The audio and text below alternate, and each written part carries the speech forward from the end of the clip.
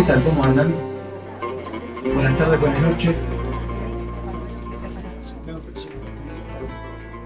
Bueno, gratamente sorprendidos y sorprendidas de que vengan a la conferencia de prensa de esta selección binacional que está aquí presente. Este, la verdad que nos enorgullece ver esta convocatoria y este interés en un tema que sabemos que cuesta mucho debatir, discutir, informarnos también, que tiene que ver con el genocidio en Palestina, y queremos agradecer también, por supuesto, al Centro Cultural de la Cooperación por ser sede de la presentación de este libro, esta idea que ha llevado adelante LOM Ediciones en Chile. ¿Sí? Aquí tenemos la presencia de los tres editores, Rodrigo Carmi, Farideh Serán, Paulo Slachevsky, y muchos de los autores también, a quienes voy a presentar en breve. Y esta iniciativa de LOM también es una iniciativa a la que nos hemos sumado en Argentina con Tinta Limón Ediciones, una editorial cooperativa, porque nos interesó muchísimo esta propuesta de poder pensar Palestina con 8 escritores, autoras, intelectuales judíos, 8 palestinos, y poder debatirlos de esa perspectiva. Y con perspectivas tan distintas como lo son la realidad de este tema y su divulgación, su debate en Chile y su debate en Argentina. Como saben, Chile tiene una enorme comunidad palestina, y aquí en Argentina tenemos una enorme comunidad judía y muy disímil en sus reflexiones, en sus pensamientos, en sus perspectivas ideológicas. Y dijimos, ¿por qué no unir fuerzas justamente para esta noción que tiene el libro desde su origen? Justamente, ¿qué pasa si desde Argentina y desde Chile establecemos este diálogo para amplificar la discusión, para amplificar los debates? Así que es un placer habernos sumado a esta iniciativa de LOM desde Tinta Limón y poder ampliar justamente esta noción. Voy a hacer el repaso de la mini biografía de toda esta gente que está aquí en la mesa. La dinámica va a ser unos 6-7 minutos por cada uno de los autores y editores del libro, y después vamos a dejar una media hora para el intercambio, las preguntas con todos ustedes que están aquí. Farideh Serán, que va a ser la primera en hablar hoy, es periodista, escritora chilena, autora de varios libros como La guerrilla literaria, De Roca a Huidobro, Neruda. Ha sido distinguida con el Premio Nacional de Periodismo en 2007, el Premio Elena Cafarena y la Medalla Juvenal Hernández en el año 2023. Profesora titular de la Universidad de Chile y ex vicerrectora de Extensión y Comunicaciones de esta misma universidad. Rodrigo Carmi, vayan levantando la mano porque por ahí la gente no sabe. Ahí está. Gracias, Rodrigo. Filósofo, escritor, académico chileno del Centro de Estudios Árabes y del Departamento de Filosofía de la Facultad de Filosofía y Humanidades de la Universidad de Chile. Autor de varios libros, entre ellos Escritos Bárbaros, Ensayos sobre Razón Imperial y Mundo Árabe Contemporáneo, y Averroes, Gusto, Risa Política. Paulo Slachevsky, por ahí anda, periodista, fotógrafo y editor chileno, cofundador de LOM Ediciones y parte de su comité editorial. Fue presidente fundador de la Asociación de Editoriales de Chile, autor del libro de fotografías Fragmentos de un despertar. Fue condecorado como oficial de la Orden de las Artes y las Letras en Francia en el año 2014. Ariel Feldman también está por aquí. Emigró en 1986 a la Argentina, de donde se habían exiliado sus padres 10 años antes. Estudió filosofía en la Universidad de Buenos Aires, se licenció con diploma de honor. Dicta clases de cine y de filosofía, a la vez que se dedica a la producción cinematográfica y fotográfica.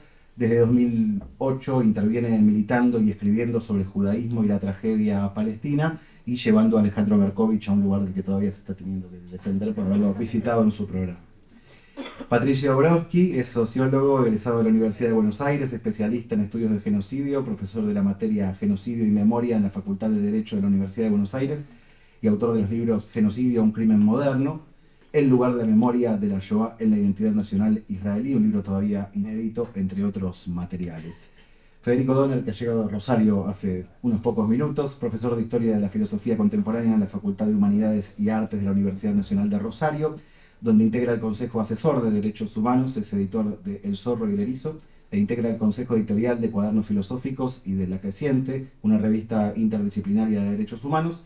Y también está presente, por allí en la punta, David Pizarro Romero, licenciado en Historia de la USAL, maestrando en Estrategia y Geopolítica, docente e investigador. Muchas gracias también por recibirnos en tu espacio de trabajo en el Centro Cultural de la Cooperación, y un especial agradecimiento también a Martín Burgos, que se ha encargado de muchas cosas relacionadas a la logística y producción para este encuentro que estamos teniendo. Le doy la palabra a Farideh Serán para comenzar con la presentación. Muchas gracias, Diego. Quiero partir agradeciéndote a Tinta Limón, que con Nome Ediciones hicieron posible que efectivamente tengamos aquí este libro, yo diría que único en momentos como este. Agradecer además a nuestros coautores, a Federico Donner, que está aquí con nosotros, nos conocíamos por texto solamente, a Patricia Brodsky y a Jeff Feldman, que están aquí acompañándonos, que son parte del grupo de judíos argentinos que participaron en este libro junto a Silvana Rabinovich, aun cuando mexicana Silvana me dice, de repente que no te va en claro que sea argentina. Muy bien, acerco el micrófono.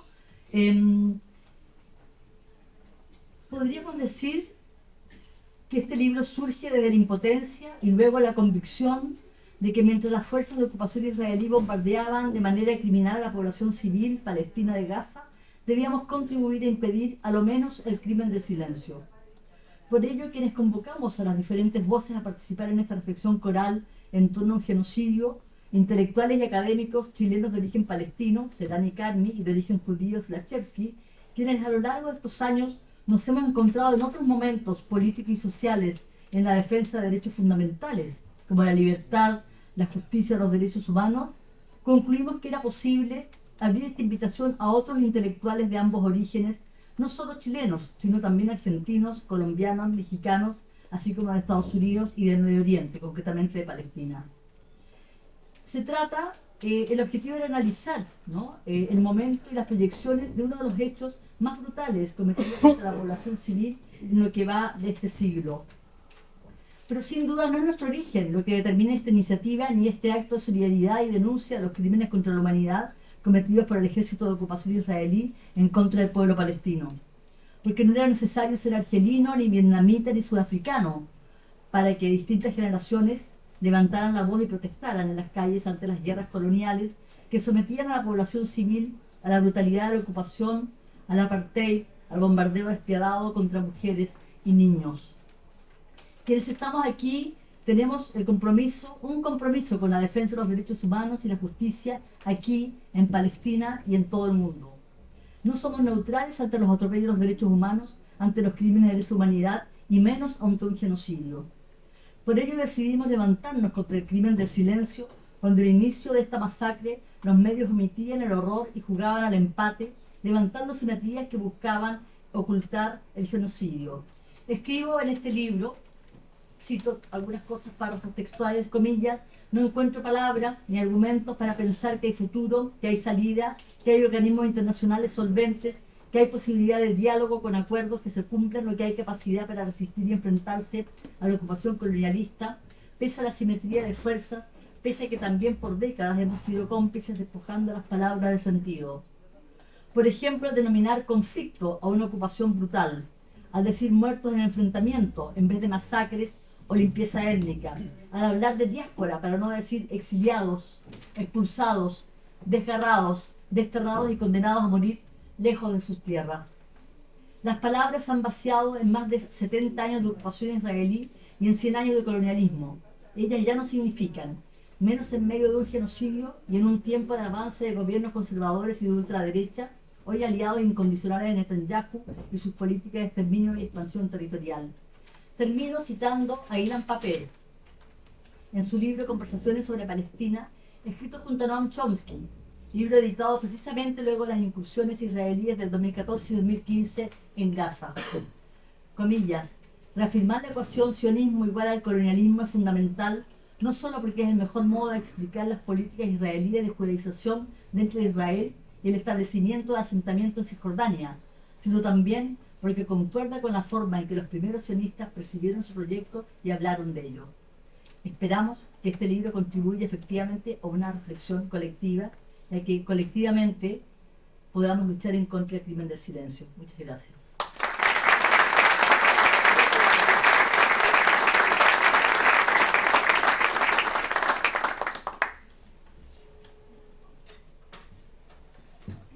Bueno, muchas gracias, Diego. Agradezco a todo el equipo de Tinta Limón, coeditores de este libro, al Centro Cultural Cooperación por acogernos, a Farideh Serán y Rodrigo Carmen, Es un honor haber trabajado en la edición de este libro junto a ellos, a todas y todos los autores, en particular a Ariel Feldman, Federico Donner y Patricio Brodsky, aquí presentes, y a David Pizarro, igualmente, a todos y a todas los aquí presentes. Cito, comillas, la responsabilidad por el asesinato de toda la nacionalidad judía en Polonia recae en primer lugar sobre aquellos que lo están llevando a cabo, pero indirectamente recae también sobre toda la humanidad, sobre los pueblos de las naciones aliadas y sobre sus gobiernos, que hasta el día de hoy no han tomado ninguna medida real para detener este crimen. Al contemplar pasivamente el asesinato de millones de niños, mujeres y hombres indefensos y torturados, se han convertido en cómplices de ese crimen. No puedo seguir viviendo y callando mientras asesinan a los restos de los judíos de Polonia, de los que soy representante. Mis camaradas del gueto de Varsovia cayeron con las armas en la mano en la última batalla heroica. No se me permitió caer como ellos, junto a ellos, pero pertenezco con ellos a su fosa común. Con mi muerte deseo expresar mi más profunda protesta contra la inacción con la que el mundo observa y permite la destrucción del pueblo judío. Cierre comillas. Estas son las palabras de Szmul Siegelbaum, representante del Bund en el gobierno polaco en exilio en Londres. Se suicidó el 12 de mayo de 1943, 81 años atrás. Su partido lo había sacado de Varsovia, ocupada por los nazis, tras su férrea y pública resistencia a que los judíos sean encerrados en un gueto. El Bund, Unión General de los Trabajadores Judíos, fue la principal organización de la izquierda judía en el Deutschland, el mundo judío de los países del este. Socialistas y revolucionarios, al igual que gran parte de los judíos partícipes del partido bolchevique, menchevique y de los partidos comunistas y socialistas, eran antifascistas, antinazis y también antisionistas. En la Polonia en 1938, el Bund era la principal fuerza entre los judíos. De los 138 consejeros municipales judíos elegidos en la elección de ese año, 97 eran del Bund. La historia de esa izquierda judía antisionista es hoy una historia enterrada y silenciada.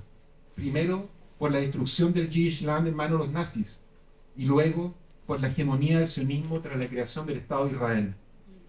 Esta es una historia y un etos que es urgente recuperar cuando en una falsa equivalencia el sionismo e Israel pretenden imponerse como la voz y la nación de los judíos, matando y oprimiendo al pueblo palestino.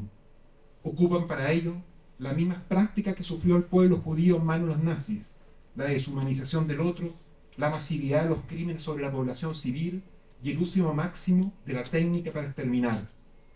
¿Cómo no establecer la analogía entre la aniquilación de pueblos enteros por los nazis en los países del este de Europa o en Oradour, en Francia, con la destrucción total y exterminio del pueblo palestino que vemos hoy en Gaza?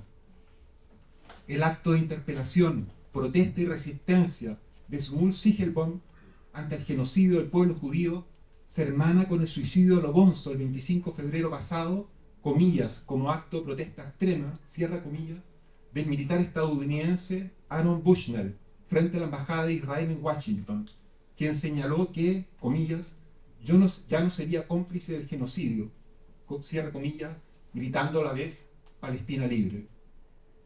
Este libro, que reúne voces de origen palestino y judío, busca ser un gesto más de protesta y resistencia frente al genocidio, tanto contra quienes lo perpetran como ante la inacción con la que el mundo observa y permite la destrucción del pueblo palestino.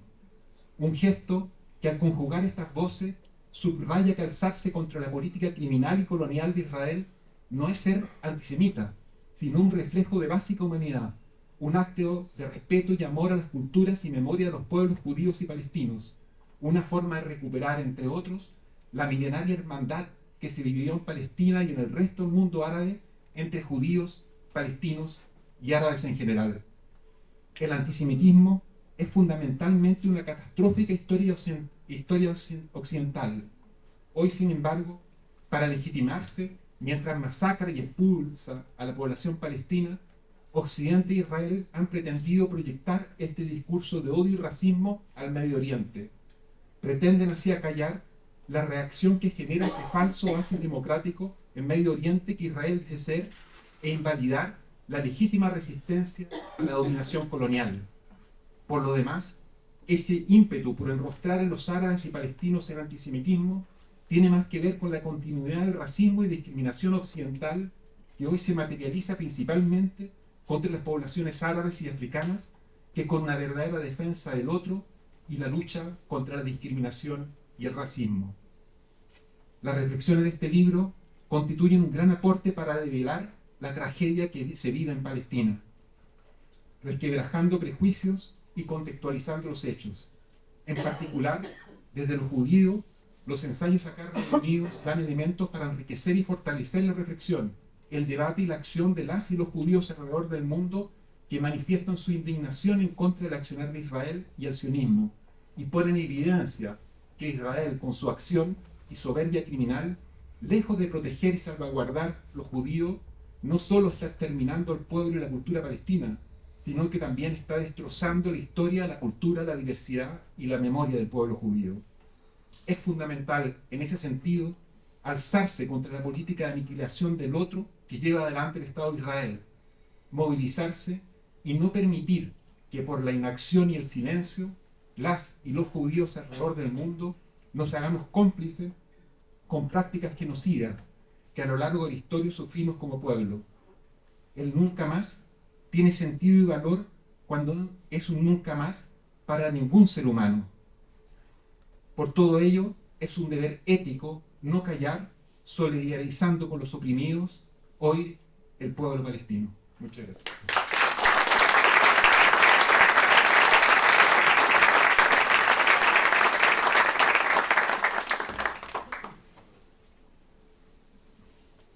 Bueno, buenas tardes.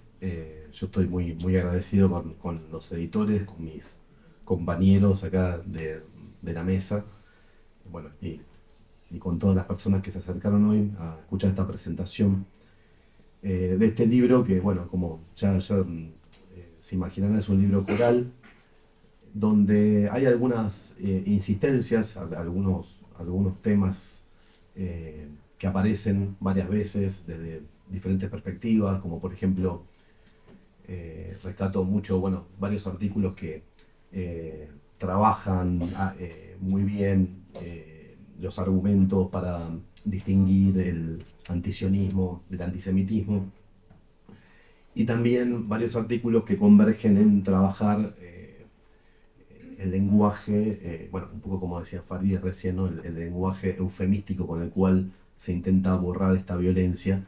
Y rescato también que el libro parte en todos sus artículos de la certeza de que está teniendo lugar un genocidio en Gaza, ¿no? No estamos discutiendo, pensando, bueno, hay o no hay un genocidio, partimos de esa certeza, y cada uno creo que se pregunta sobre diferentes aspectos del genocidio.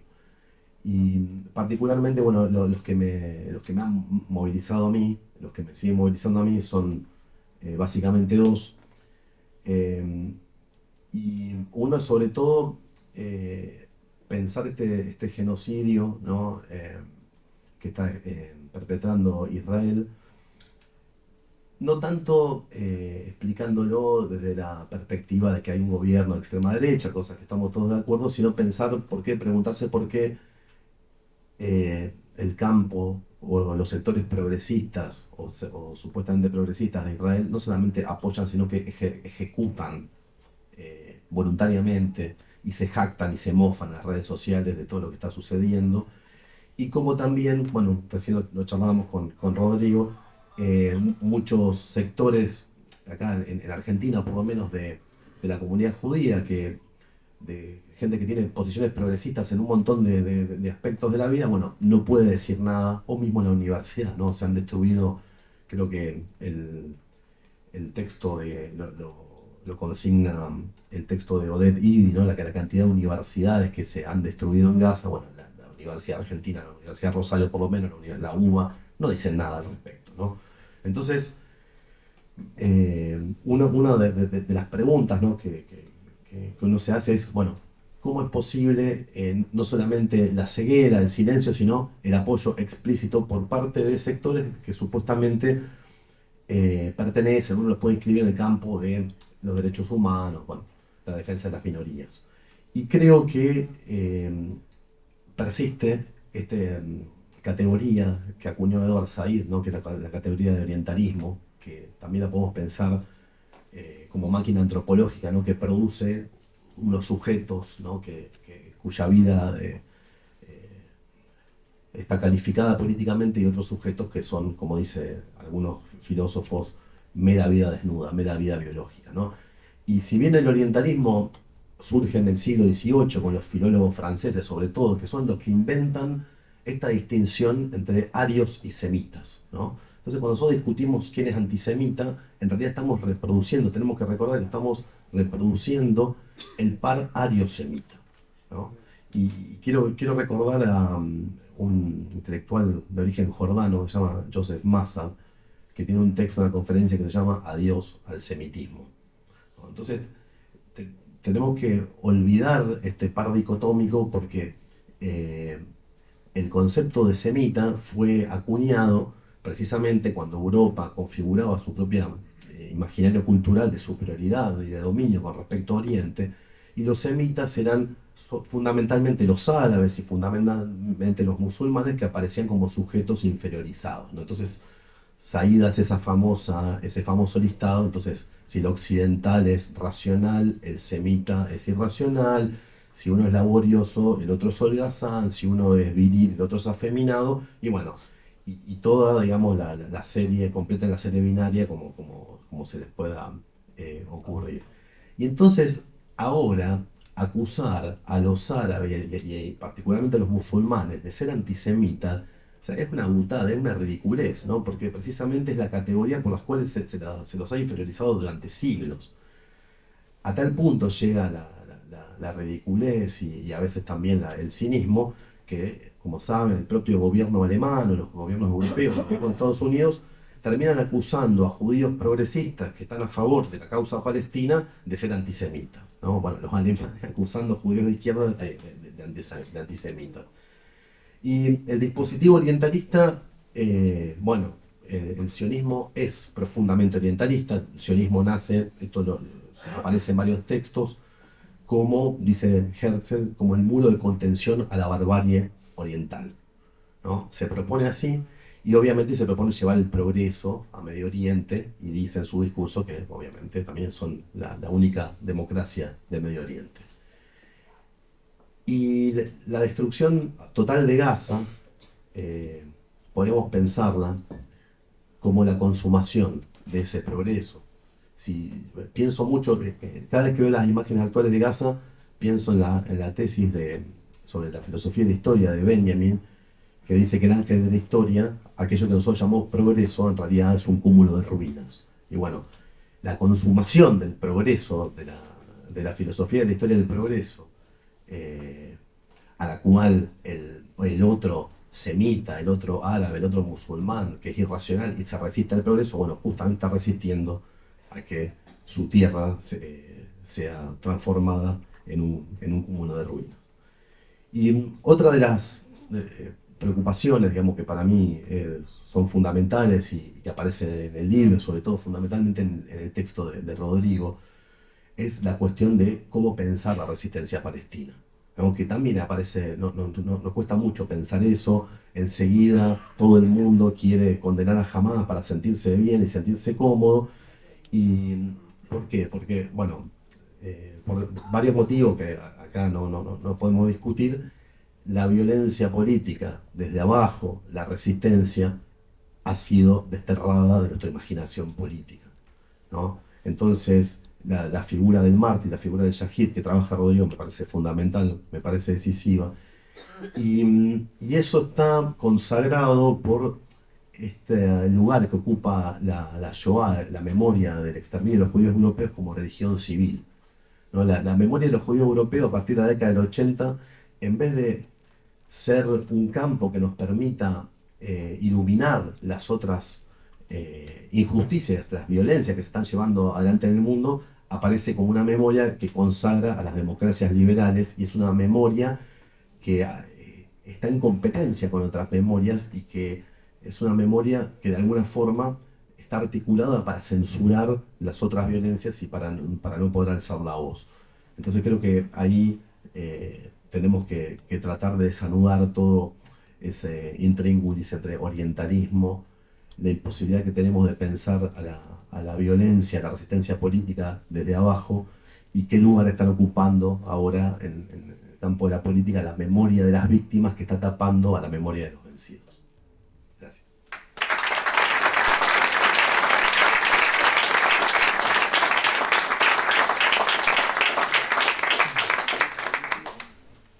Hola, buenas tardes. Bueno, primero agradecer ante todo a que hayan venido, eso ya es muy relevante. Y para nosotros como autores del libro siempre son muy bienvenidos que hayan venido,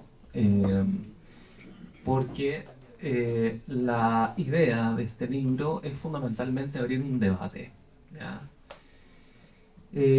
Abrir un debate, particularmente yo diría en virtud de tres términos que se van a desplegar a lo largo de los distintos artículos, ¿no?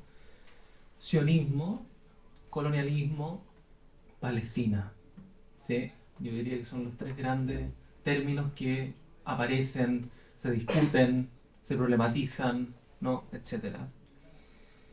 Y creo que aquí Fede algo decía de esto, ¿no? A propósito del silencio que hay en distintos lugares del mundo respecto al genocidio, y particularmente en ciertos sectores, digamos, del progresismo, ¿no? En el caso argentino o en el caso, bueno, también en el caso chileno, ¿no? A pesar de todo, digamos, ¿no?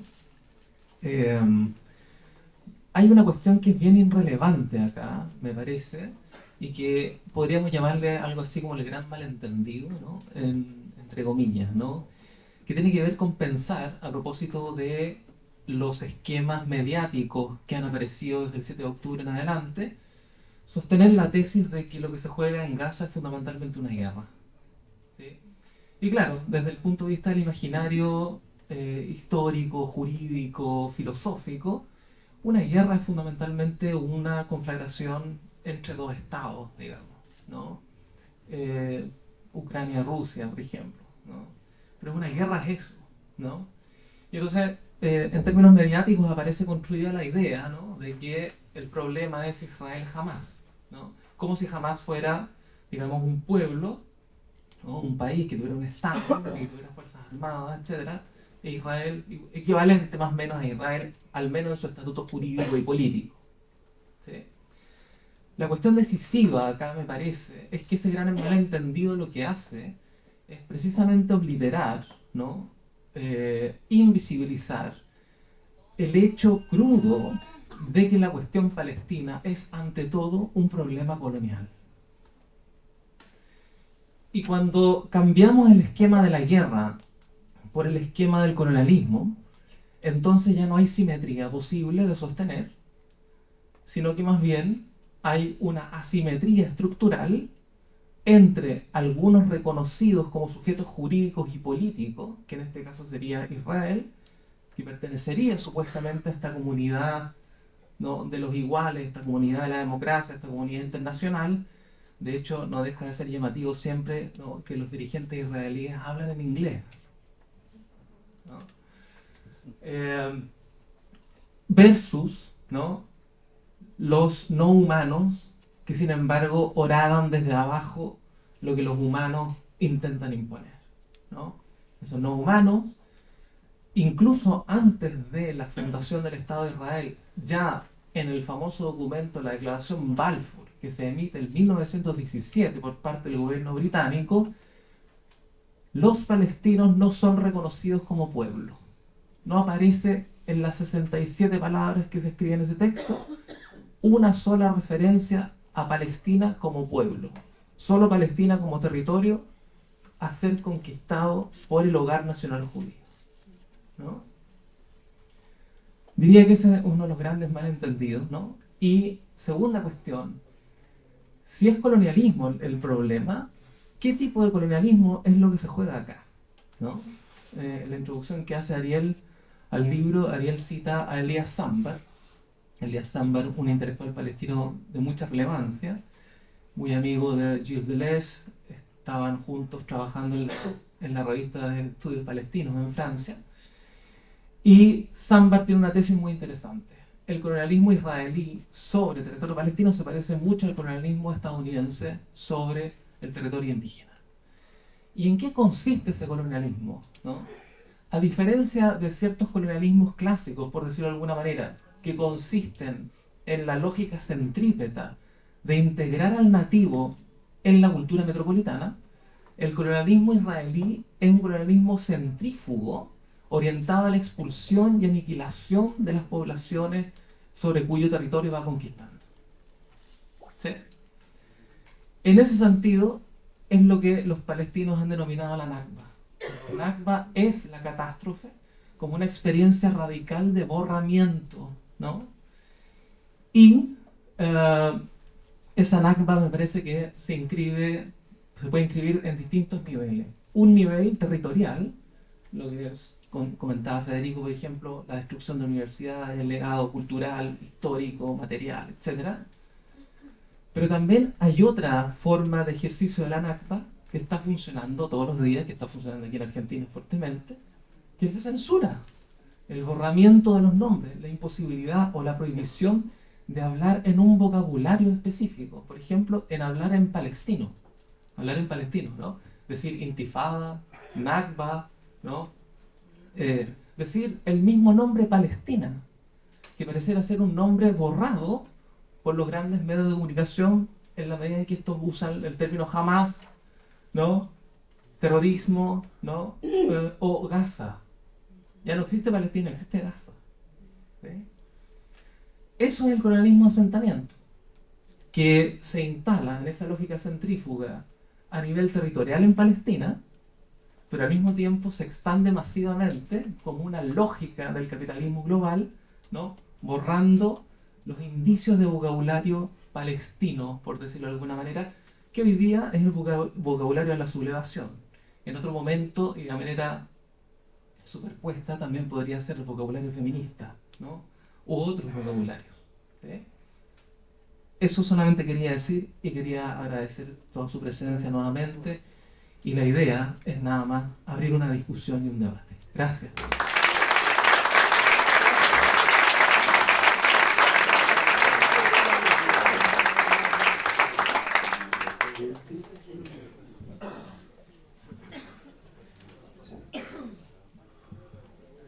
Bueno, muchas gracias a todos por venir esta tarde.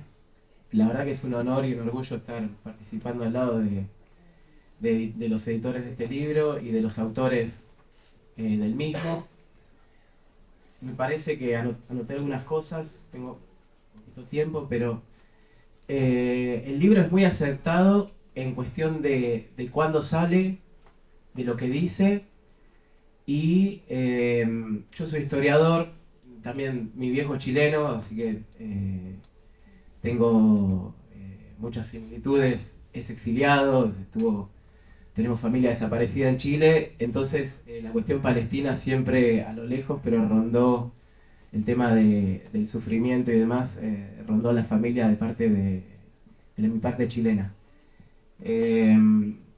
Es acertado porque en general uno dice como historiador, bueno, hay que dejar pasar cierto tiempo para analizar los hechos, porque por ahí uno al calor del momento ve con cierta subjetividad, que la subjetividad existe en todos y cada uno de los historiadores y las historiadoras que hay, los que analizan la geopolítica y la sociedad.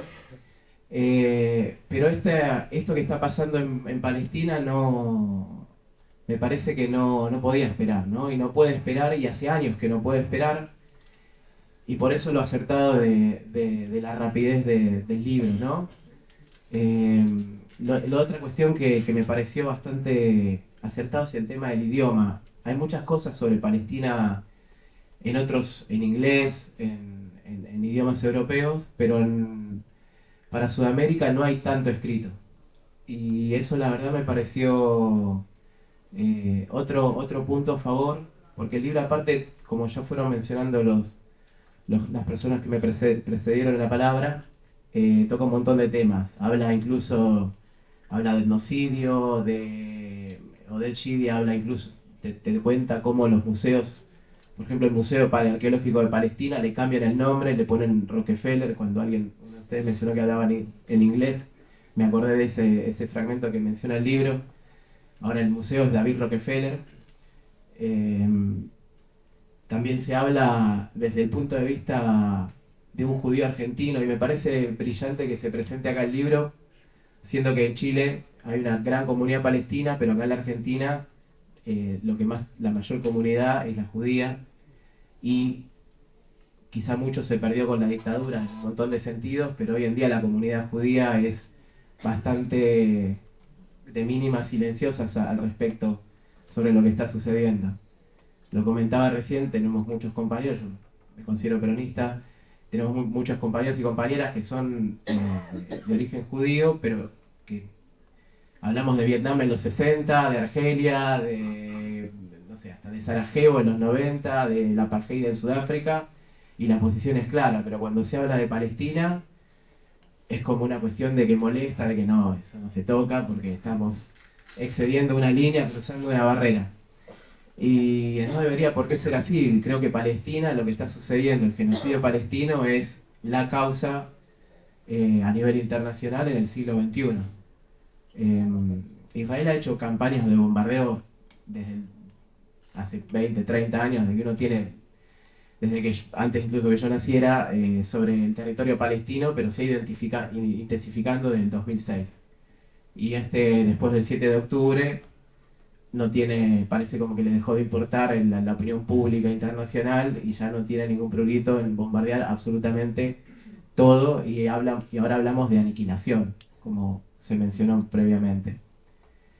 Y lo último que quería mencionar es que para nosotros como argentinos, como sudamericanos, siempre tratamos de hacer geopolítica situada, ¿no?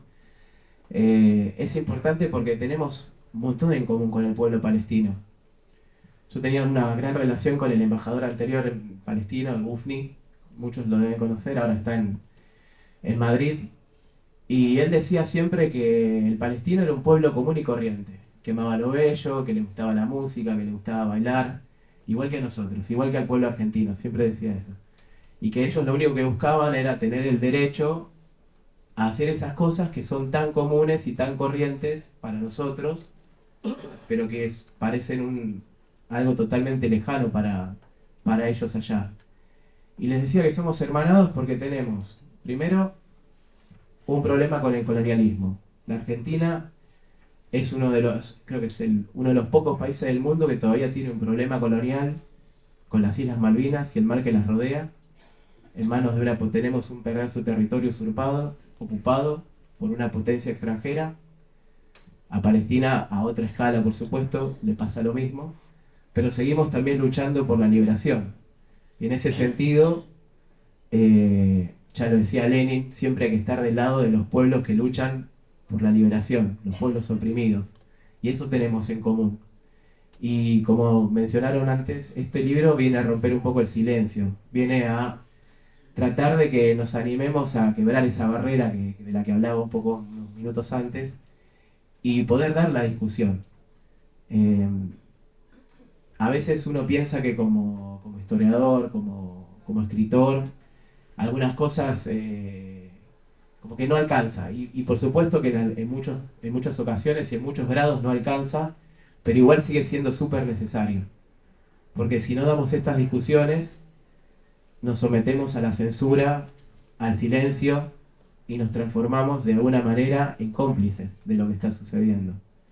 Por eso, bienvenido a este libro, bienvenido a sus autores, y ojalá que empecemos a levantar un poco más la voz, sobre todo en nuestro país, que tanto hace falta en honor y en solidaridad con el pueblo palestino. Muchas gracias.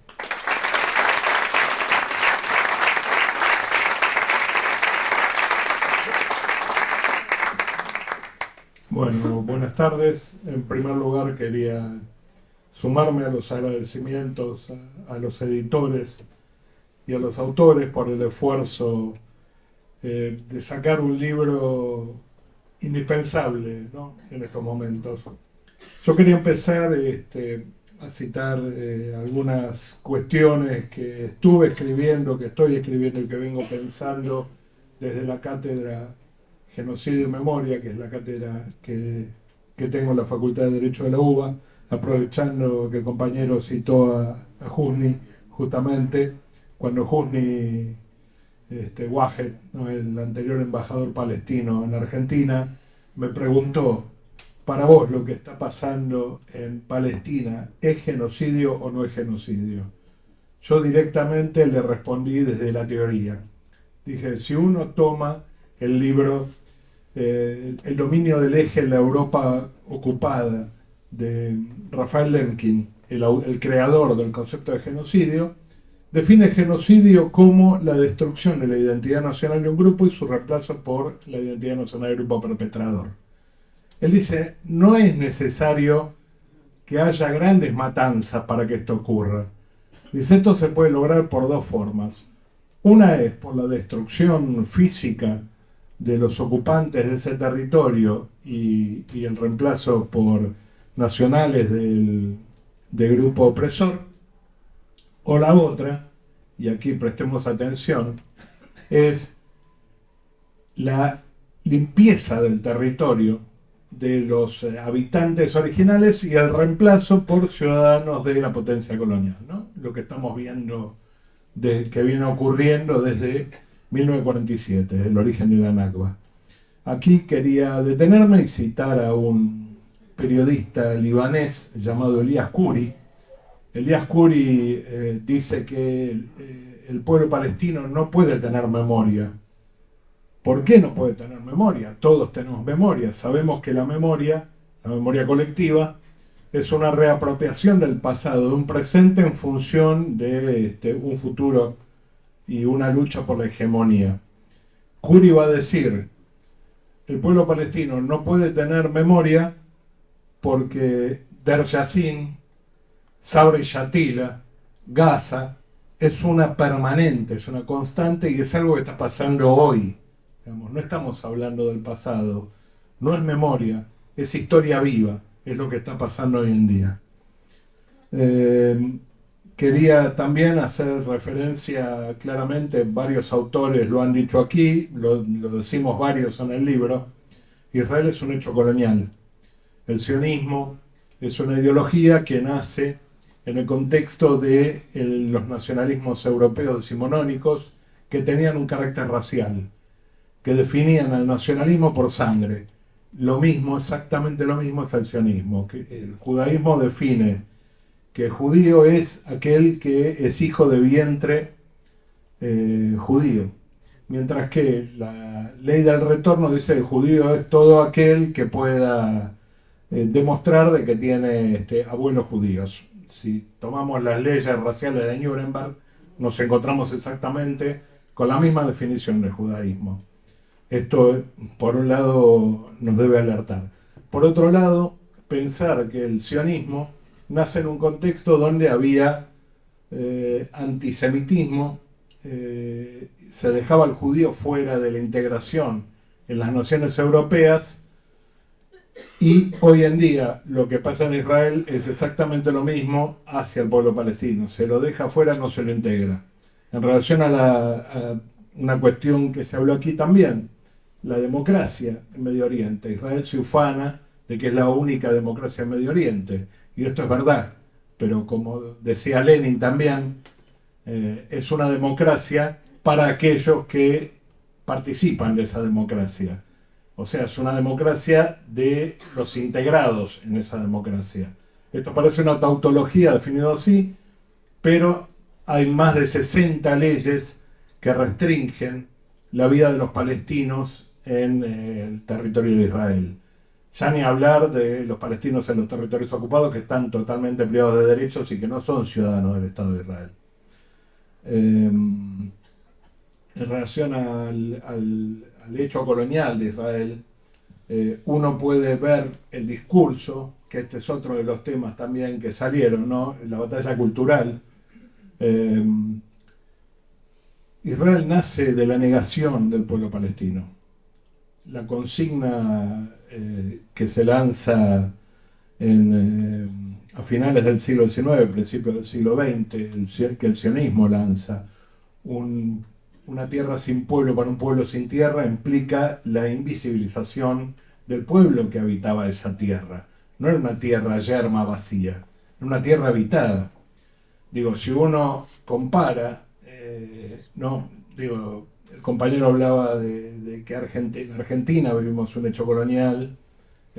Si nos remitimos al pasado nuestro también encontramos este discurso y también encontramos una apropiación territorial que se puede equiparar, así como este autor que cita Ariel, compara el colonialismo de asentamiento israelí con la ocupación de Estados Unidos. Aquí ocurrió exactamente lo mismo en la llamada campaña al desierto, ¿no? Que sabemos que no era desierto, sino que estaba habitado y que era uno de los terrenos más fértiles, ¿no? Basta ver el Alto Valle del Río Negro, la zona alrededor de los Grandes Lagos, no era zona desértica eso. En relación a la definición de genocidio, de por qué genocidio, otro elemento que nos puede ayudar, que yo también lo utilizo para la definición del genocidio y que es muy claro en mi cátedra, es hacer una analogía con Karl von Clausewitz. Karl von Clausewitz fue un general prusiano que combatió en las guerras napoleónicas y que luego de la derrota de Napoleón se retira y escribe un libro que se llama De la guerra.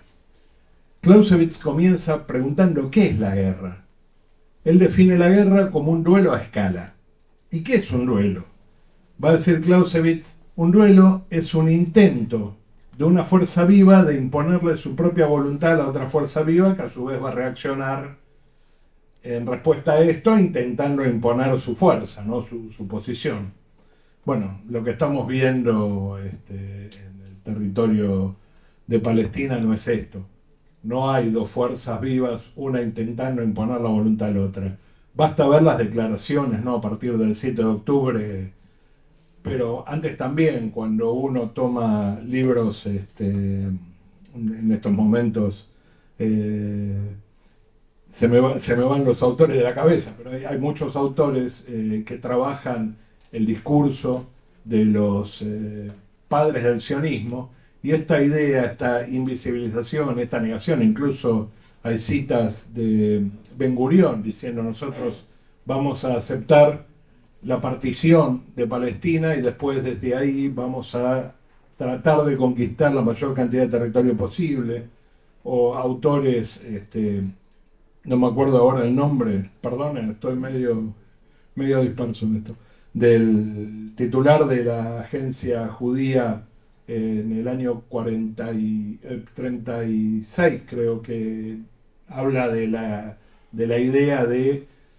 hacer emigrar a Siria a la población árabe para solucionar el problema y que eso quede como territorio. Lo que uno tiene que pensar es que la idea de Estado étnica es una idea racista, ¿no? Una idea racista en el término político, sabemos que las razas no existen. El planteo de construir un Estado, una democracia judía, o una democracia para los judíos en realidad, por esto que decíamos, ¿no? De las leyes que restringen el ejercicio de los derechos a los palestinos, necesitaba, en un contexto de mayoría árabe, necesitaba la realización de la Nakba. Esto hasta autores sionistas como Benny Morris, que hoy defiende el genocidio que se está perpetrando en Gaza, plantea esto, es el primer autor que plantea la limpieza étnica de Palestina. Y un solo dato, hasta el año 47, la población que había en el territorio de Palestina era aproximadamente un 70% de árabes no judíos y un 30% de judíos. Desde 1948 la proporción se invirtió. Hay aproximadamente entre 750.000 y 1,5 millones de árabes palestinos no judíos que fueron expulsados durante la Nakba, durante la Naksa, que es la segunda vuelta que se da a partir del año 67, y que esta política continúa hoy en día. Bueno, hasta aquí en las ideas que tenemos.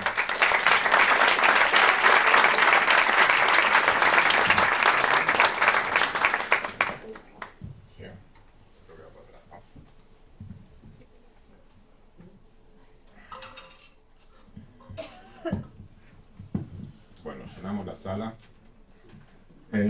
Bueno, primero que nada,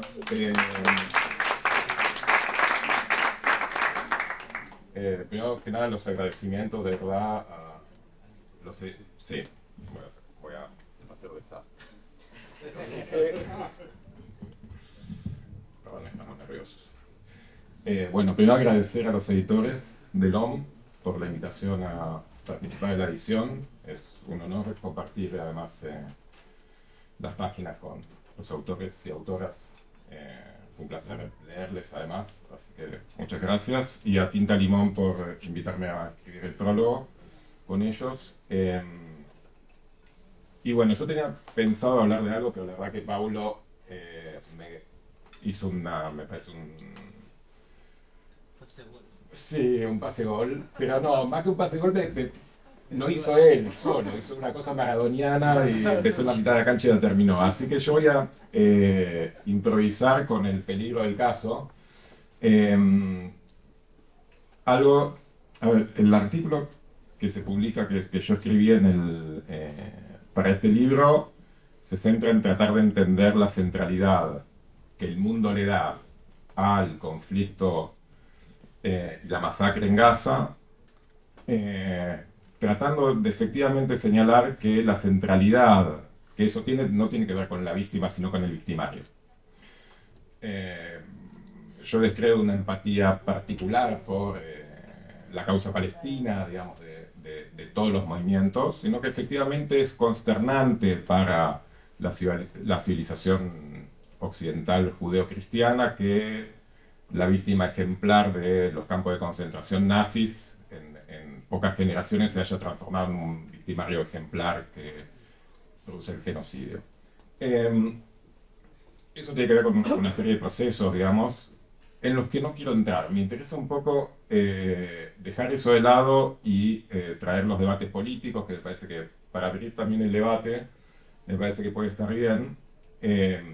Todo invito al debate, y acá también, digamos, yo al menos lo hago con respeto y me parece que hay muchas cosas para discutir y para charlar. Tenemos muchísimos acuerdos dentro del libro y tenemos desacuerdos también. Algunos aparecen, otros no.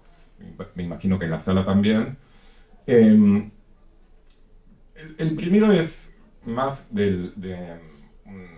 una línea de polémica en torno al judaísmo, digamos. A mí lo que me interesa políticamente es rescatar al judaísmo un secuestro que hace el sionismo, digamos, ¿no? Hay una cuestión muy compleja cuando hay una sorpresa de por qué es tan difícil para la comunidad judía poder sensibilizarse ante la masacre y el genocidio que se está llevando en Gaza.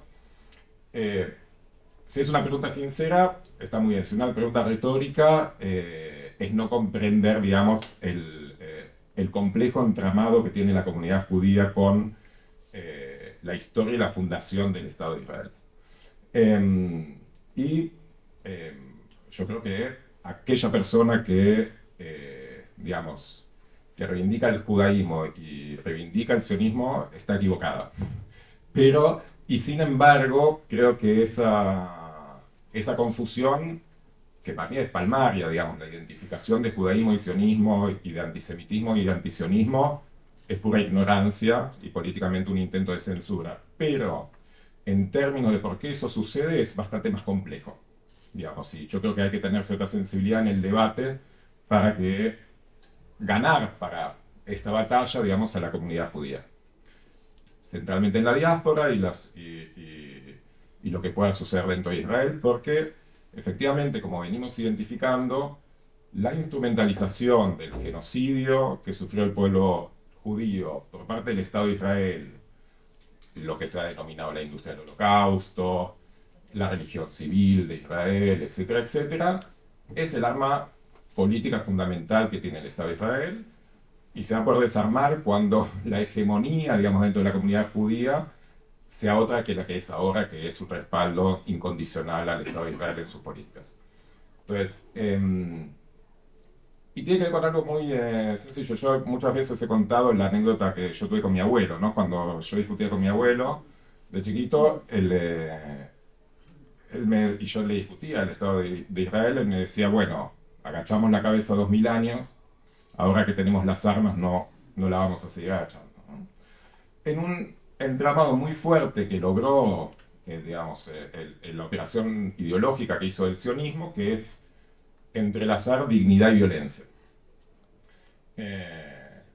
Una apropiación de los sublevados del gueto de Varsovia en ese nuevo hombre judío que después de 2000 años de agachar la cabeza y ir como, entre comillas, ganado el matadero, toma las armas y le devuelve dignidad a una historia perdida, borrando de un plumazo 2000 años de historia, digamos, entre la caída del templo en el año 70 hasta la constitución del Estado de Israel, negando lo que para muchos es el judaísmo. Porque el judaísmo es una espiritualidad situada, digamos, es una espiritualidad que nace de valores y creencias atadas a su religión, pero la historia secular del judaísmo es centenaria, de un par de centenios. La ilustración, digamos, que ha dado a la cultura judía que reivindicamos muchos y que es conocida en Occidente como la cultura judía, su humor, sus prácticas, su intelectualidad, su compromiso político, no está atado solamente a los valores religiosos de los cuales abreva, que de hecho sí, sino porque esa religiosidad es situada en una segregación, una persecución que hizo que en los cuerpos de los y las judías esos valores se encarnaran en la resistencia a la opresión, en una mancomunión con aquellos discriminados y oprimidos, tanto de clases trabajadoras como otras minorías. No vamos a citar, pero muchísimos revolucionarios, teóricos de la revolución, vienen porcentual muy elevado de ascendencia judía, y yo creo que tiene que ver con esto. La recuperación de eso que hace a nuestra identidad me parece una cuestión esencial, y para mí se da de choque. Yo creo que el sionismo es antijudaísmo en ese sentido, y hay que intervenir en ese sentido.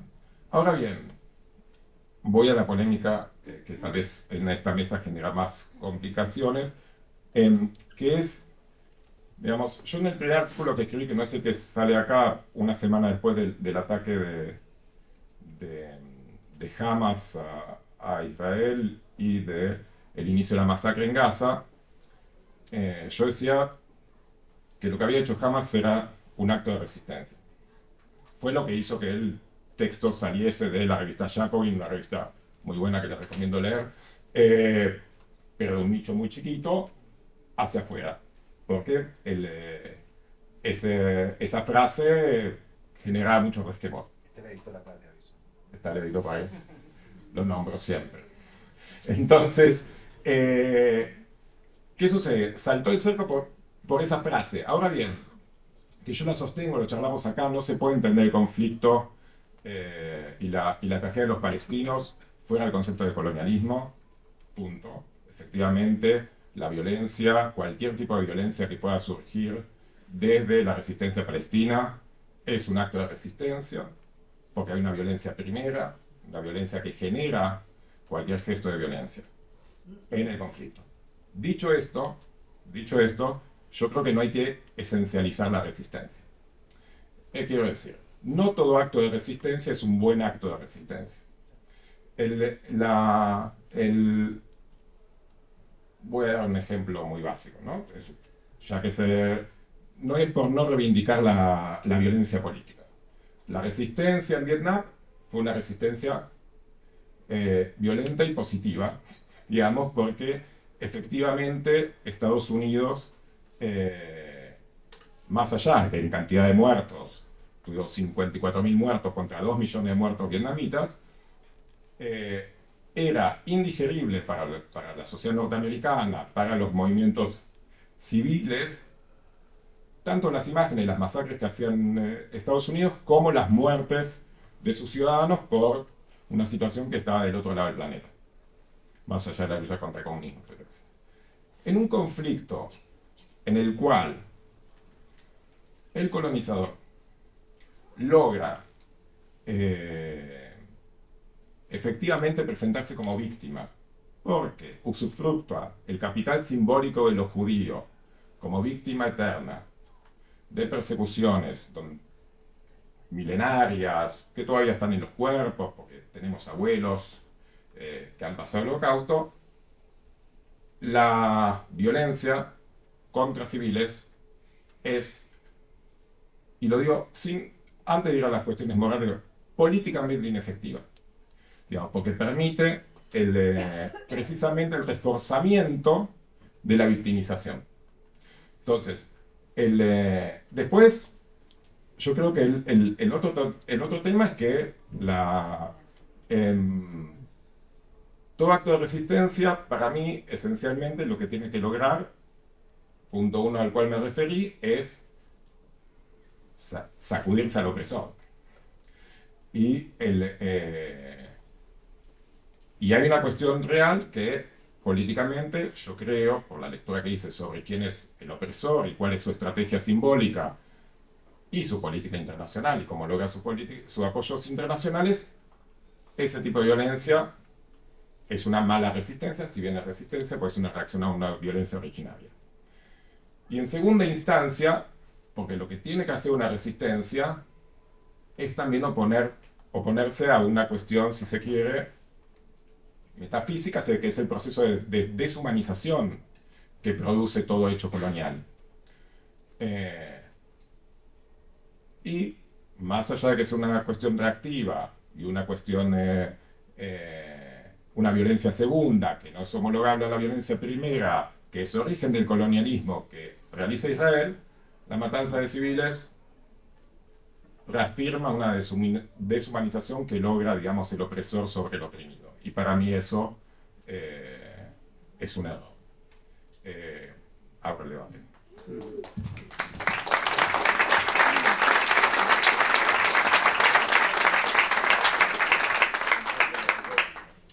Bueno, gran idea cerrar con Ariel, ¿no? Bueno, nos íbamos a ir a comer una pizza todos.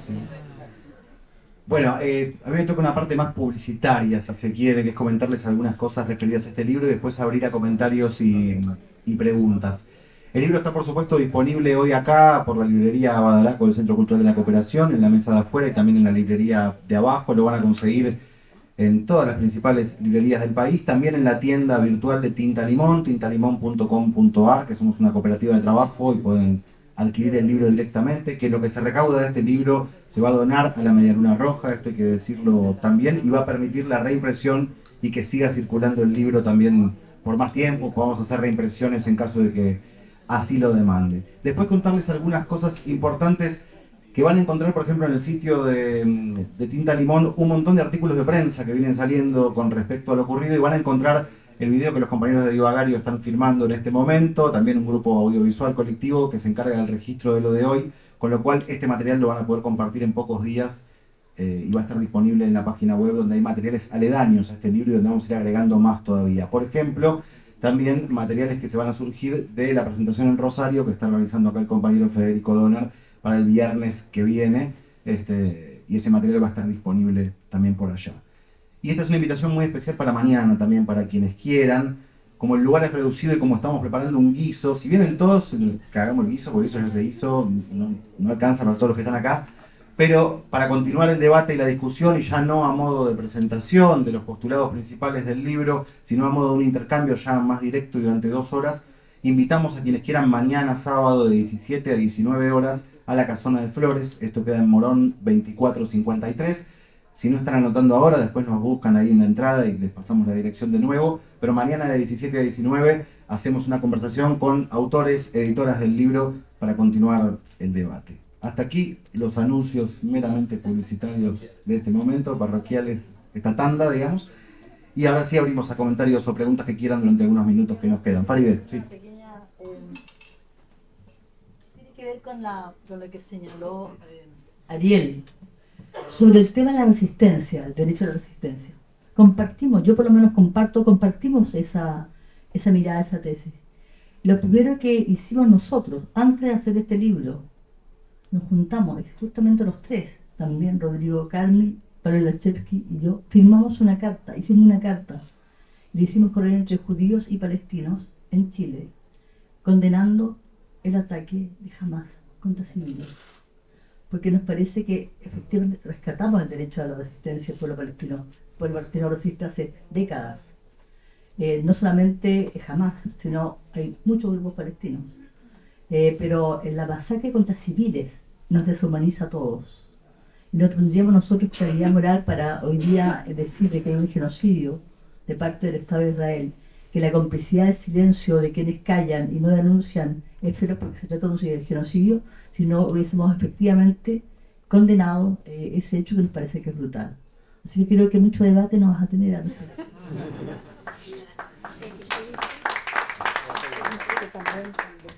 Le pasamos a preguntas, pero Patricio, breve, por favor. También los nervios del momento me hicieron olvidar que quería hacer referencia a que hoy es un nuevo aniversario, 79 años, del lanzamiento de la segunda bomba nuclear sobre la ciudad de Nagasaki, ¿no? Sí, ¿había una persona por allá? Sí, yo lo que quería, no sé si se me escucha. Más fuerte, más fuerte. ¿Me lo da? Párate, Gaby. Yo lo que quería, la verdad que saludo la actividad, muy enriquecedora, me llevo muchos elementos cada uno de los oradores. Lo que sí me tomo de lo que dijo Ariel, pero me parece, lo que sí tomo de lo que dijo Ariel, porque me parece que es sustancial, es no conceptualizar la resistencia palestina solamente en la lucha armada. Si caracterizamos la cuestión de Palestina como un hecho colonial, cualquier forma de reproducción de la vida cotidiana, hasta la más nimia, en territorio, si hablamos de un colonialismo de sustitución poblacional, por la cual el pueblo nativo no solamente es sometido, sino que debe ser expulsado para implantar población foránea, cualquier forma de reproducción de la vida del pueblo palestino en su territorio es una forma de resistencia. Entonces, las resistencias palestinas son múltiples. Circunscribirlas solamente a los hechos armados nos pone en una trampa. Hay movimientos del DDS, hay los jóvenes del SUMUD, hay organismos de derechos humanos, hay resistencias no violentas, y hay infinidad de formas, insisto, de reproducir la palestinidad en territorio, y eso es resistencia también. Y yo creo que eso también tiene que ver con deconstruir los chantajes a los cuales estamos sometidos todos aquellos que alzamos la voz en solidaridad con el pueblo palestino.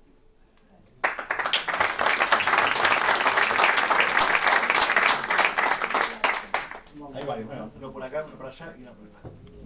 Sí, dale. Yo quería hacer una pregunta. No, quiero que primero ve la cara. Sobre lo último que dijo Ariel, ¿no?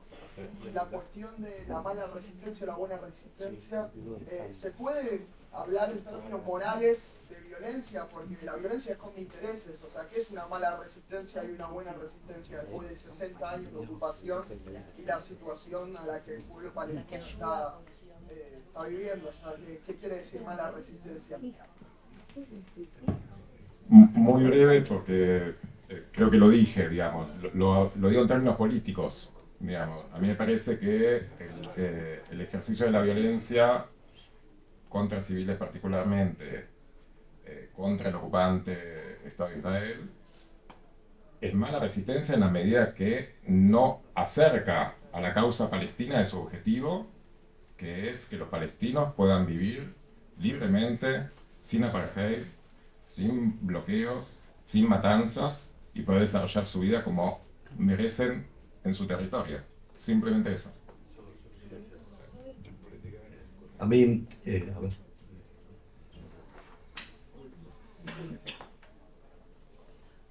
Gracias. Creo que, bueno, esto que plantea Ariel está buenísimo y me parece que hay que pensar, y bueno, como decía también acá los dos compañeros que intervenían, hay que tratar de pensar la cuestión en todas las dimensiones posibles, si es que eso es posible, ¿no? Bueno, inmediatamente cuando surge este tema, a mí se me viene a la cabeza Fanon, ¿no? Que habla, bueno, de la violencia de los colonizados.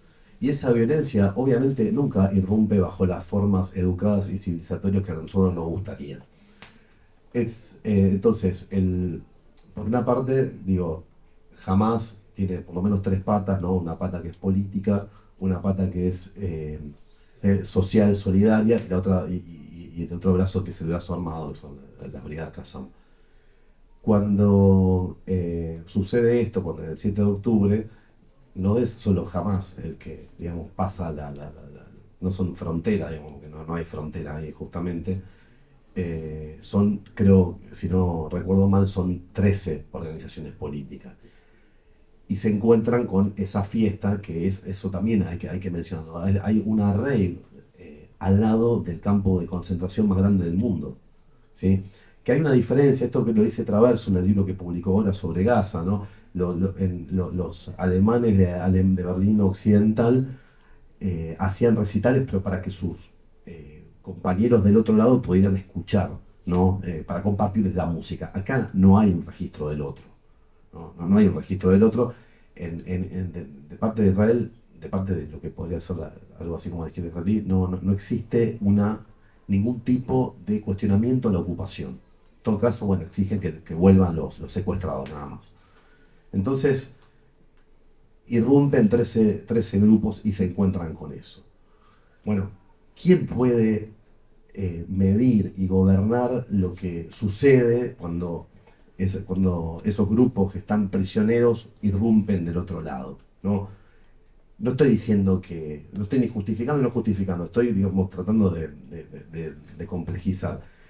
Y también me parece que la respuesta de qué tipo de resistencia, si es buena o mala, la tienen que dar los palestinos. Por lo menos yo no me siento en condiciones, digamos, de hacer pedagogía sobre qué tipo de resistencia. Nadie más que quienes están resistiendo ahí saben mejor. Y en todo caso, como vos bien decís, la estrategia deshumanizante que despliega el sionismo, es una estrategia que no es propia o no es exclusiva del sionismo, sino que es, en realidad, por eso se habla de la religión civil de las democracias liberales, ¿no? Es de todo el consenso del norte global, donde toda resistencia violenta desde abajo siempre es vista como irracional y como indeseable, y bueno, y eso es justamente la forma de proceder y de Israel desde hace décadas, pero en realidad de cualquier otra potencia colonial, que es, siempre está descalificando la forma de resistencia, siempre son otros los modos, siempre es, bueno, digo, quiero recordar también que jamás desde el año 2007 reconoce la frontera del 67 y ofrece una tregua, que le es negada sistemáticamente, ¿no? Entonces, también hay que comprender y también hay que escuchar a los voceros del propio movimiento en su lógica política, por qué eligieron hacer esto que hicieron, más allá de si uno está de acuerdo o no. Pero bueno, me parece que ahí como tenemos que abrir el oído a otra cuestión. Después también la pregunta es: ¿qué es un civil en Israel? Digo, porque la mayor parte de los ciudadanos hacen el ejército, y también hay que recordar que al principio se hablaba de 1.400, 1.600 víctimas, y luego bajaron a 1.200 porque gran parte de las víctimas, llamémoslas civiles israelíes, fueron asesinadas por el propio ejército israelí, por la directiva Hannibal, ¿no? La directiva justamente que procura evitar que el enemigo tome rehenes, ¿no? Entonces, hay en la misma prensa israelí, por ejemplo, el 972 Magazine, o bueno, en Haaretz y en otros medios de comunicación, está consignado como es muchos de los muertos israelíes del 7 de octubre son muertos por fuego israelí, por orden, digamos, de las fuerzas armadas.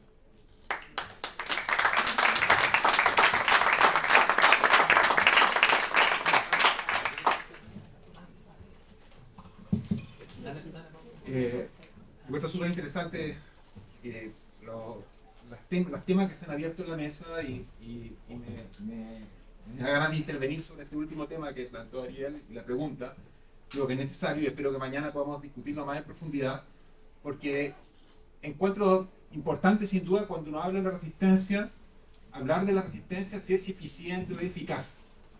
Pero la resistencia no se limita a que sea eficiente o eficaz. Y en ese sentido es muy difícil hablar de buena y mala resistencia. Si uno piensa en la resistencia al gueto de Varsovia, no tenían ninguna posibilidad de sobrevivir. No tenían ninguna posibilidad de cambiar el estado de cosas. Pero era absolutamente necesaria y era una buena resistencia. Es decir, era una resistencia, podríamos decir que era un suicidio, pero morir con las armas en la mano. Y si uno analiza la situación de Palestina todos estos últimos años, donde se naturalizó la opresión diaria, se naturalizó los acuerdos de Israel con algunos de los países árabes, era que Palestina, para el mundo occidental, se había enterrado el tema. Y ya daba lo mismo, casi lo que hicieran, daba lo mismo cuánto los mataran, daba lo mismo cómo los trataran. Era un tema naturalizado y secundario en la política internacional y en la justicia internacional. Y al final, la resistencia al desesperado es diferente que la resistencia de, por ejemplo, en algunos países de América Latina, de movimientos de guerrilla que piensan un cambio de las condiciones de fuerza. Y en ese sentido, toda resistencia tiene su sentido. Y bueno, lo decía también él, que toda es legítima, digamos, pero no solamente se puede medir en lógicas de eficacia. Es decir, y yo creo que ahí la responsabilidad total, por más que uno condene, y en la declaración que hicimos condenamos la muerte civil israelí y condenamos el brutal masacre que inició desde el primer día de Israel y el genocidio, pero si bien existe esa condena de cualquier muerte civil, el responsable acá es Israel. Es responsable del 7 de octubre, es responsable del genocidio posterior, porque ha generado una condición de imposibilidad de vida. Y cualquiera de nosotros viviera con su familia en esas condiciones, yo me pregunto qué haría. ¿Qué haría para sobrevivir, para tratar de dar una dignidad? Y muchas veces cuando uno llega a tales límites, como en Varsovia, es el suicidio en el acto de resistencia.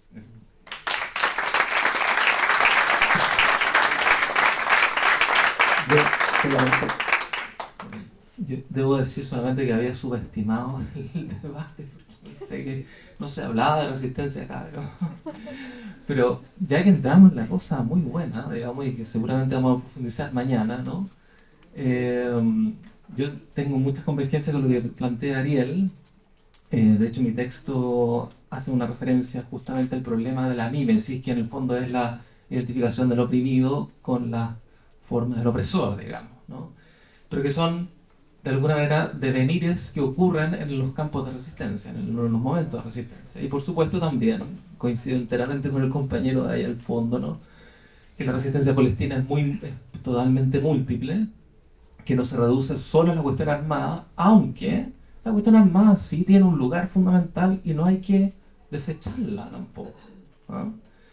Es un parte de la estrategia, quiero decir, ¿ya? Pero lo único que quería decir era, siguiendo el argumento de Ariel, ¿no? De que efectivamente, bajo la investidura de la víctima absoluta, ¿no? Sobre la cual se articula el imaginario sionista, ¿no? Vendría a reforzar, ¿no? Una muerte de civiles, ¿no? Un asesinato de civiles en virtud de una resistencia, vendría a reforzar ese mismo imaginario. Aquí lo que ocurrió es al revés. ¿Te fijas? O sea, también lo que ocurrió acá es que después del 7 de octubre, ¿no? Los pueblos comenzaron a solidarizar con Palestina, no con el dolor sionista, ¿no? Entonces es interesante esto, ¿no? Es decir, efectivamente, uno podría decir en ciertas condiciones de legitimidad del discurso sionista, ¿no? El discurso sionista se habría fortalecido, ¿ya?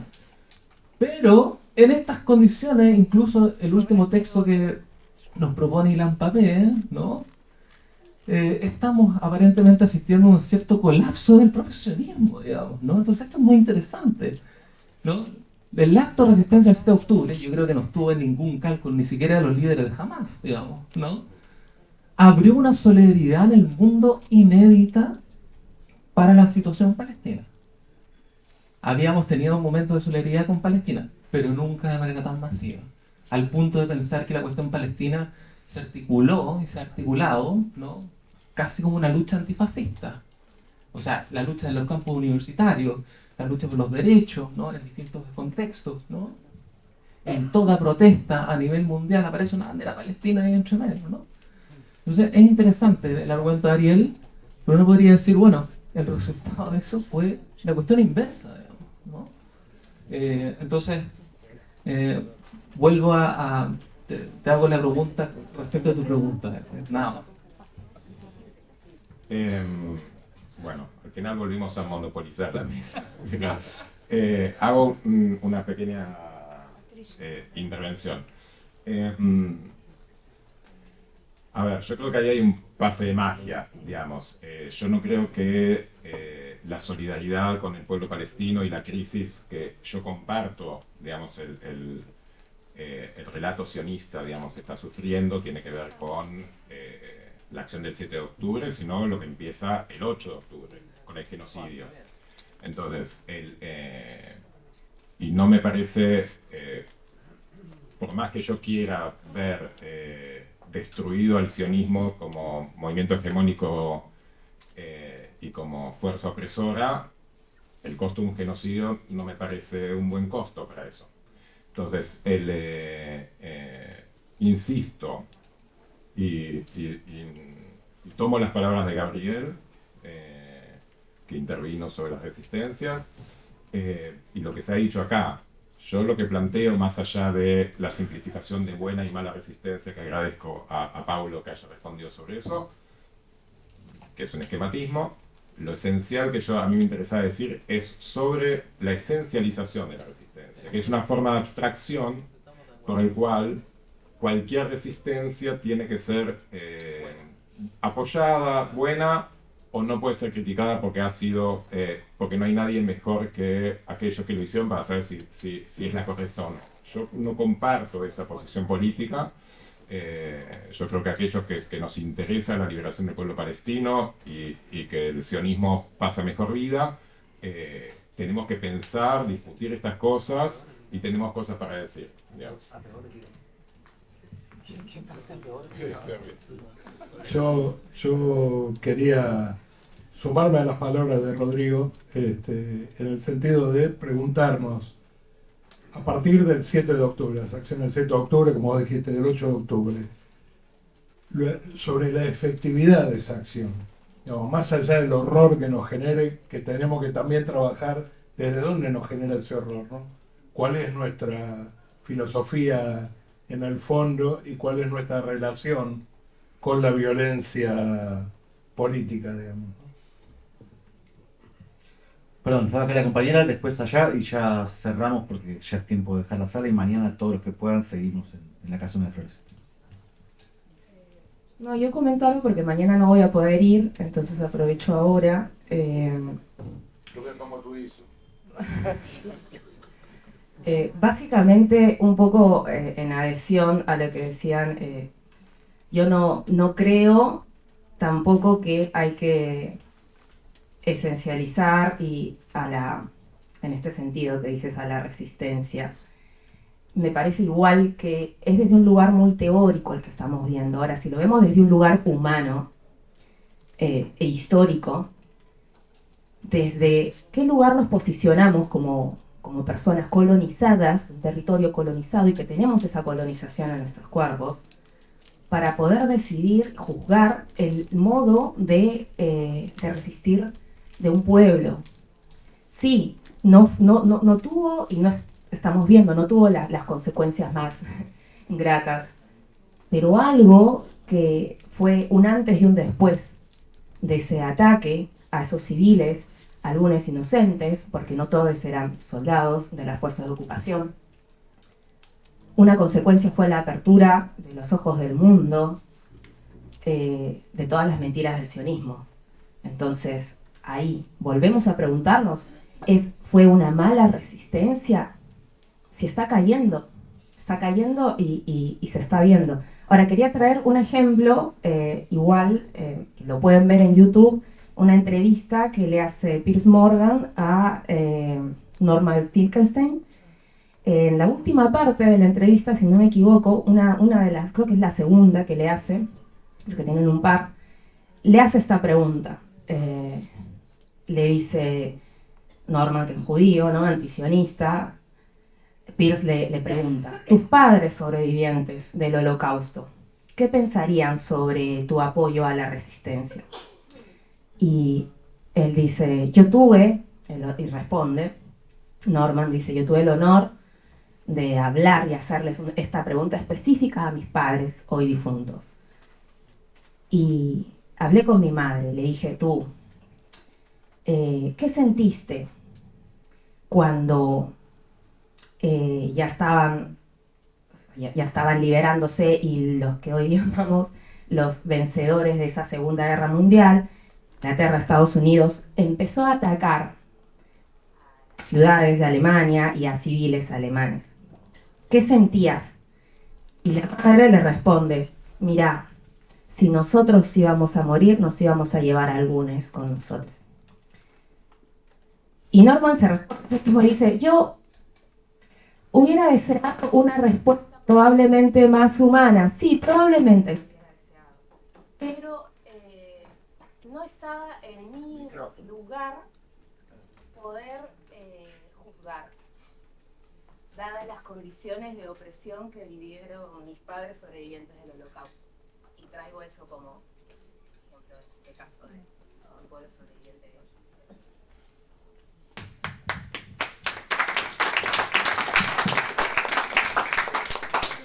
hacerle dos preguntas a Ariel, pero bueno, ahora lamentablemente la primera comento, pero no pretendo que me la responda ahora y lamento no poder ir mañana, porque tengo un compromiso, no puedo faltar, con respecto a la eficacia de lo que fue el acto del 7 de octubre, que tristemente a veces la geopolítica es muy cruel. En víspera del 7 de octubre era inminente la reapertura de relaciones diplomáticas de Israel con Arabia Saudita. En el momento que se constituyera, había relaciones diplomáticas entre Israel, ya había establecido relaciones diplomáticas con Emiratos Árabes Unidos, que fuera, y la situación palestina iba a ser realmente revertible, iba a ser muy difícil. Luego, el 7 de octubre, la reapertura de relaciones diplomáticas entre Israel y Arabia Saudita quedó definitivamente sepultada, por lo menos por un periodo muy alto. Entonces, desde un punto de vista de eficacia geopolítico, de una metodología muy cruel, creo que fue eficaz. Eso dice los museos jamás. Pero yo sé que es una cuestión que tiene muchas aristas y no pretendo que me la responda ahora y lamentablemente no me la voy a poder responder mañana. Así que le hago la pregunta más fácil, porque él dice que vos dijiste que la igualación de antisionismo con antisemitismo era un acto de censura. Pues yo pregunto, más que un acto de censura, ¿no es un eficaz acto de extorsión por parte de todo el establishment mediático y político? Porque censura es cuando uno no se anima a decir algo, pero con esa extorsión, yo por ejemplo he conocido mucha gente que termina avalando cosas en las cuales directamente está totalmente en desacuerdo. Por ejemplo, gente que condenaba a Meli cuando el año pasado se presentó una moción de que antisemitismo igual criticaba al Estado de Israel, votaron por unanimidad en el Consejo Superior. Y no solamente en la Universidad de la cual yo estoy, sino en muchos otros lugares. Gente que en una conversación privada está totalmente en contra, pero frente al San Benito de antisemitismo, igual criticar. Entonces me parece que es mucho más de extorsión que de censura. Bueno, te voy a responder la primera porque la segunda es muy fácil. Sí, sí. Digamos, yo soy la primera. Es decir, yo en el primer artículo que escribí, que también salió en la revista Jacobin, yo hablaba de la dialéctica, y respondo acá también a intervenciones que hubieron, sobre la dialéctica de desesperación y violencia. Yo creo que el nivel de violencia del ataque del 7 de octubre de Hamas a Israel es responsabilidad de la brutalidad y la falta de perspectiva del pueblo palestino, en consonancia con lo que vos decís también de la situación geopolítica. Dicho esto, los seres humanos intentamos ser dueños de nuestro destino y yo no creo que los palestinos hayan perdido esa capacidad. Entonces, para mí la intervención, la pregunta política sobre cómo se ejerce la violencia es una pregunta atinente. Más allá de que la desesperación y la responsabilidad sobre la crueldad que se genera viene una crueldad propia del colonialismo que se ejerce sobre ellos. Eso simplemente. Perdón, voy a agregar algo, nada más.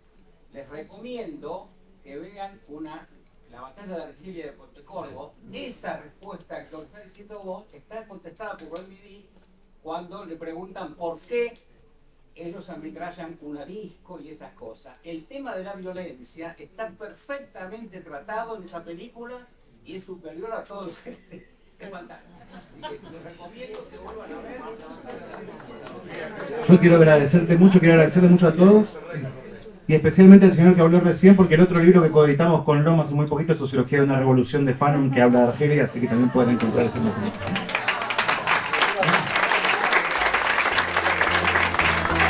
Muchas gracias por venir, que estén muy bien.